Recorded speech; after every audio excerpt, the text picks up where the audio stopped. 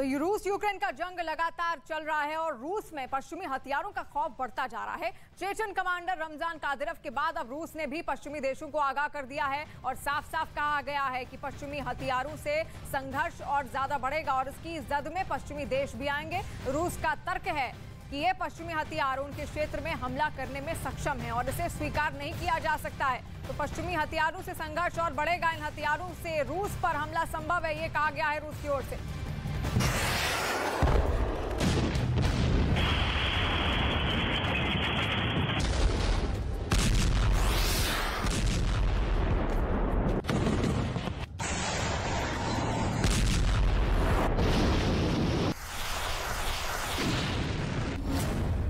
पश्चिमी हथियार, रूसी सेना में कोहराम।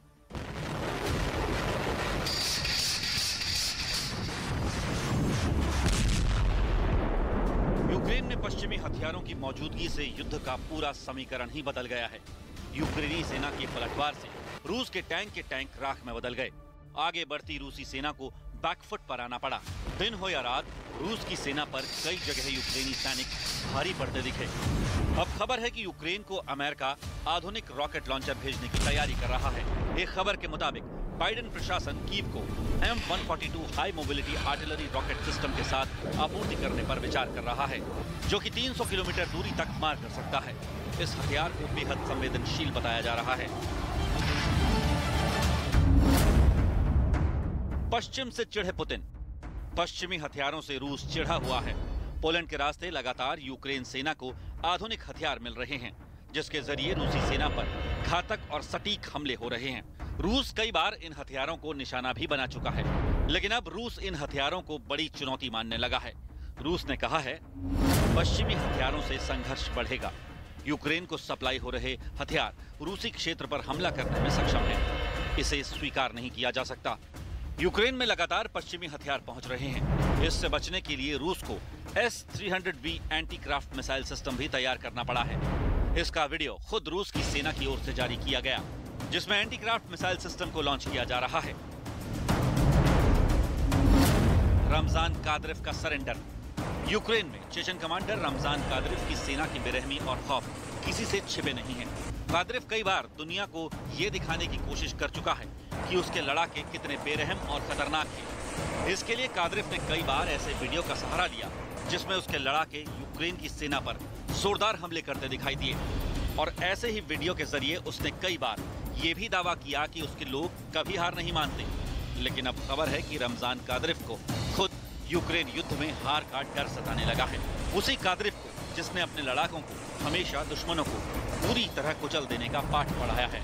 हमेशा ये सिखाया कि दुश्मन पर हमला ऐसे करो कि वो नेस्तनाबूद हो जाए। उसी कादिरोव ने ये स्वीकार किया है। रूस का यूक्रेन पर आक्रमण मुश्किल होता जा रहा है। रमजान कादिरोव की हेकड़ी तब निकली जब यूक्रेनी सेना ने जोरदार पलटवार करना शुरू किया। इसमें नेटो समेत कई देशों से मिल रही मदद का बड़ा योगदान रहा। उन देशों से मिल रहे आधुनिक हथियारों का इस्तेमाल करके यूक्रेन के सैनिक रूस की सेना और चेचन लड़ाकों से जोरदार मुकाबला कर रहे हैं, जिससे रूस के पैर ठिठक गए और रमजान कादिरोव कांप उठा, जिससे कादिरोव ये कहने लगा कि अब जंग यूक्रेन नहीं बल्कि नेटो से हो रही है।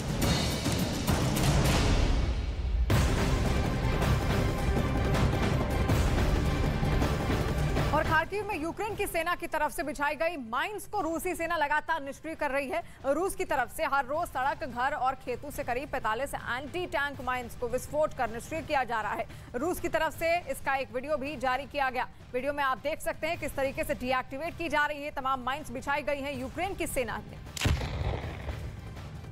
Встреча с подобными минами может привести к главным последствиям. Как вы видите, और यूक्रेन युद्ध के बाद एक और जहां देश पर रूस और हमला बहुत जल्द शुरू हो सकता है, इसका इशारा पुतिन के राइट हैंड, पुतिन के सबसे भरोसेमंद कमांडर और पुतिन के सबसे बड़े हिटमैन ने कर दिया है। ये कमांडर कौन है जिसमें पुतिन का वो सीक्रेट भी है जिसे ज़ेलेंस्की ने एक्सपोज करने का दावा किया है। पुतिन इतने दबाव में है कि उन्होंने अपने 115 सैनिकों और अफसरों को बर्खास्त कर दिया है, क्योंकि उन्होंने युद्ध लड़ने से मना कर दिया था।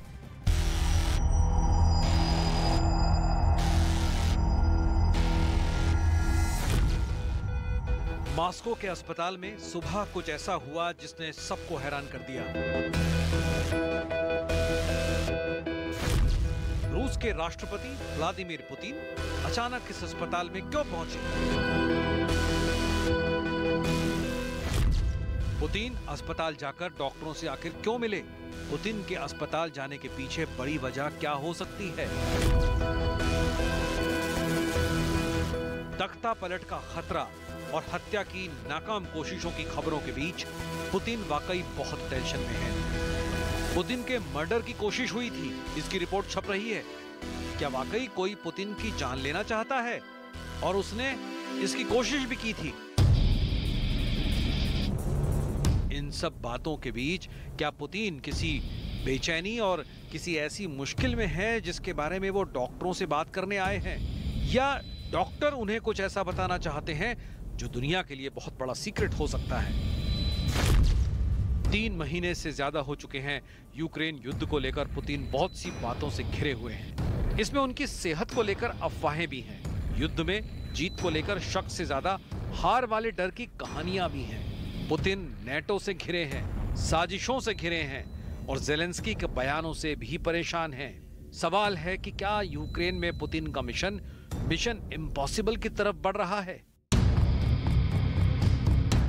इन सवालों के जवाब पुतिन की हॉस्पिटल विजिट से मिल सकते हैं। अस्पताल में पुतिन के साथ उनके रक्षा मंत्री सर्गेई शोइगु भी आए। आखिर रूस का रक्षा मंत्री अस्पताल में पुतिन के साथ क्या कर रहा है? क्या पुतिन का हेल्थ सीक्रेट बाहर आने का खतरा है?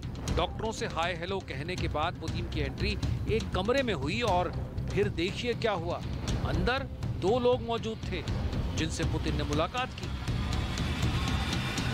Майор Медведский Сергей Вячеславович поступил к нам с осколочным ранением левой, нижней трети левого плеча. Поступил, ранение получил 30-го, поступил 2-го. Осколок удален, все нормально заживает. Я думаю, на следующей неделе в реабилитационный центр реабилитации и по выздоровлению. Рука нормально работает? Так точно. Все исправно. Какие подразделения? Подразделение какое у вас? Артиллерийская бригада. तो पुतिन अस्पताल में उन फौजियों से मिलने पहुंचे जो यूक्रेन युद्ध में घायल हुए हैं, जिनका अस्पताल में इलाज चल रहा है। वैसे रूस के हजारों फौजी इस वक्त यूक्रेन में जख्मी हुए हैं। यूक्रेन का दावा है कि रूस के करीब 29,000 फौजी इस जंग में मारे जा चुके हैं, जबकि ब्रिटेन का दावा है कि रूस ने 15,000 सैनिक अब तक इस युद्ध में गंवाए हैं। रूस ने मार्च में आंकड़ा दिया था 1,351 और उसके बाद से रूस ने इसे अपडेट नहीं किया है।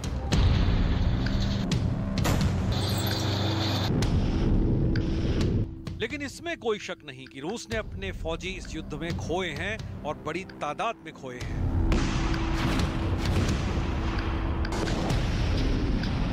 और अब तक सही आंकड़े न देना या अपडेट करना, इसके पीछे भी पुतिन का कोई ऑर्डर हो सकता है। क्या पुतिन अपनी फौज से कुछ छुपा रहे हैं या वो दुनिया की नजर से कुछ छुपाना चाहते हैं? कीव में शुरुआती नाकामी और फिर मरियुपोल में बहुत जूझने के बाद शहर पर कब्जा पुतिन के लिए बड़ा झटका ही कहा जाएगा। ऐसा उन्होंने युद्ध शुरू करने से पहले सोचा होगा, ऐसा तो लगता नहीं है। पुतिन की फौज को यूक्रेन में बड़ा नुकसान उठाना पड़ा है, इसमें कोई शक नहीं। पुतिन की अपने घायल सैनिकों से कुछ और बातचीत भी सुनिए। Супруга с детьми в Нижнем Новгороде. Понятно. В контакте с ними? Так точно. Беспокоится вас? Так точно. Ну, сейчас ждут. Не приезжали, не видели? Никак нет, не приезжали. Ну, посмотрят, поймут, что действительно все нормально. Так точно. Поправляйтесь. Спасибо большое. Спасибо. Удачи вам. Слушаю. पुतिन ने अपने फौजी को गुड लक कहा, लेकिन उनको भी कोई गुड लक कहे, ये भी व्लादिमीर पुतिन की ख्वाहिश जरूर होगी, क्योंकि यूक्रेन में जिस युद्ध को 3 महीने हो चुके हैं, उसे लेकर पुतिन के कैंप में मायूसी भी है, सवाल भी हैं और वक्त पर अपने मकसद को पूरा ना करने का मलाल भी है। चाहे युद्ध का मैदान हो या अस्पताल, पुतिन यही जानना चाहते हैं कि कहीं कोई कमी तो नहीं रह गई। Есть что-то, чего не хватает. На чем бы? Все вопросы оперативно решаются командой, проблем таких нет. Оборудование, медикаменты. Оборудование, медикаменты, перевязки, современное оборудование. पुतिन एक्टिव हैं, वो बीमार नहीं है, ना ही वो यूक्रेन में किसी तरह पिछड़ रहे हैं। ये बात वो बार बार दुनिया के सामने जाहिर करना चाहते हैं, लेकिन पुतिन के सामने इस वक्त दो बहुत बड़े खौफ सर उठाकर खड़े हैं। पहला है तख्ता पलट का डर और दूसरा है हत्या का डर। यानी ये ऐसी दो बड़ी वजहें हैं कि पुतिन ने अपनी सिक्योरिटी को 2 गुना करवा लिया है। वो अपने दुश्मनों को कोई मौका नहीं देना चाहते। यूक्रेन में धमाकों के बीच एक तख्ता पलट वाला धमाका मॉस्को में भी हो सकता है, या फिर पुतिन की जान को खतरा हो सकता है। ऐसी बातें हवा में नहीं हो रही हैं। इस वक्त यूरोप में इस बात की बहुत ज्यादा चर्चा है। यूरोप के अखबार छाप रहे हैं कि क्रेमलिन में ही पुतिन को हटाकर नए ऑप्शन पर चर्चा होने लगी है। ये भी कि पुतिन अब रूस पर बोझ बन गए हैं, उनको हटाने और उनके विकल्प के बारे में सोचा जा रहा है। पुतिन की हत्या की कोशिश वाली खबर ने तो पहले ही उन्हें बहुत ज्यादा अलर्ट कर दिया है। पुतिन को चैलेंज अपनों से मिल रहा है, और वो भी बहुत खासम खास लोगों से। ऐसे लोग जो पुतिन की सरकार चलाने में मदद करते हैं, लेकिन रिपोर्ट्स हैं कि वो पुतिन की लीडरशिप और उनके फैसलों से खुश नहीं है और इसमें बहुत बड़ा बदलाव चाहते हैं। ऐसा बदलाव जो ज्यादा बेहतर तरीके से यूक्रेन में चल रहे युद्ध को लेकर फैसले ले। इसकी एक बड़ी वजह पुतिन का वो फैसला बताया जा रहा है जिसमें उन्होंने आंतरिक मामलों की खुफिया एजेंसी FSB को हटाकर मिलिट्री इंटेलिजेंस एजेंसी GRU को यूक्रेन युद्ध में खुफिया गतिविधियों की जिम्मेदारी दी।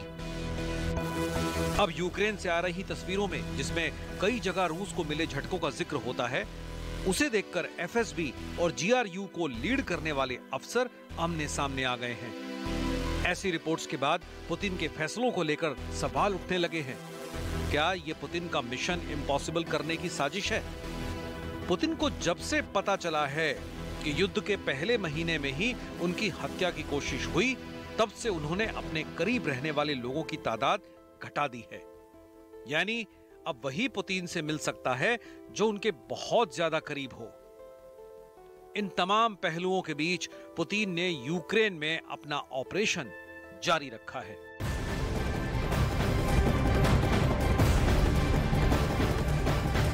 और बड़ी खबर सामने आ रही है रूस यूक्रेन युद्ध के बीच। रूस ने अपने सैनिकों पर बड़ा एक्शन ले लिया है। रूस ने अपने 100 से ज्यादा सैनिकों को सेना से निकाल दिया है और दावा किया जा रहा है कि जिन सैनिकों ने युद्ध में जाने से इनकार किया था उन पर यह कार्रवाई की गई है। यानी कि बड़ा एक्शन अपने ही सैनिकों पर रूस ने ले लिया है। ये सैनिक ऐसे थे, 100 से ज्यादा सैनिक ऐसे थे जिन्होंने युद्ध में जाने से साफ इनकार कर दिया, क्योंकि इस वक्त स्थिति ठीक नहीं है यूक्रेन में और लगातार कई रूसी सैनिक मारे भी गए हैं।